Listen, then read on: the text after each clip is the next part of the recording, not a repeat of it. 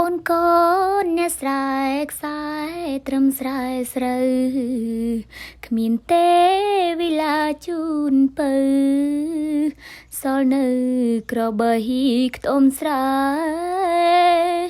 ព្រៀបគេមិនដេញបានគេមានក្រុមយ៉ាងមានឡានអើយពៅទ្រាំសំបានតកូនតចៅមិនមែនតារាចម្រៀងអីទេណាចង់និយាយថាចែចេញមកស្រូបយកខ្យល់អាកាសពេលល្ងាចរដូវវស្សាអីចឹងណាព្រោះថាមុនច្រៀងហ្នឹងមើលស្រាច់ហើយខេងខាងហ្នឹងអត់មានគោមានកបីហើយក៏អត់មានជ្រូកមន់ទាអីដែរវាពិបាកភ័យរត់ដោយសារសម្លេងយើងណាហើយក៏ចង់ប្រាប់ថាខាងខ្ញុំម្នាក់មានទឹកសម្រាប់ធ្វើស្រូវធ្វើស្រែហើយ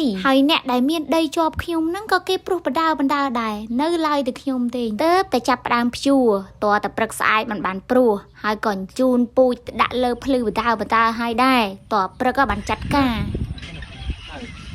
ឮសំឡេងកាត់ក្អងយំដូចជាព្រោះដល់ហើយចង់និយាយថាចែឃើញដីភ្លាមនឹកឃើញខ្លួនឯងកាលពីក្មេងហ្មងបានដីជ្រាយភក់ប៉ែអញ្ចឹងទៀតហើយបានមេសតុំអញ្ចឹងទៀតនិយាយពីថាស្ទូងបាច់ងើបចំតិតតដល់យប់ហ្មងហើយបើបានស៊ីឈ្នួលគេវិញនិយាយពីថាអ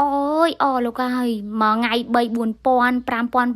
6000និយាយពីលោតកចាញ់ជេទៅដណ្ដើមគ្នាទៅបងប្អូនអីចឹងណាឥឡូវវិញបាច់និយាយទេគ្រាន់តែថាអង្គុយយូរបន្តិចអ៊ីមស្រួលហ្នឹងចុកចកេះចុកខ្នងហើយត្រូវនឹងថាឥឡូវនេះខាងខ្ញុំហ្នឹងគេលែងស្ទូងលែងដកអស់ហើយគឺគេព្រុសយក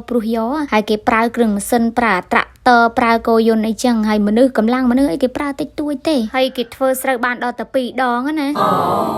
ហើយឃើញខ្ញុំអង្គុយបឺតកាហ្វេហ្នឹងមិនមែនខ្ញុំចង់ផឹកកាហ្វេណាខ្ញុំនេះទិញយកទៅឲ្យគេផឹកតើនៅស្រែប៉ុន្តែដល់ពេលទៅដល់ឃើញគេមានអីផឹកហើយមិនបាច់ទេខ្ញុំផឹកខ្លួនឯងតែហ្មងទៅ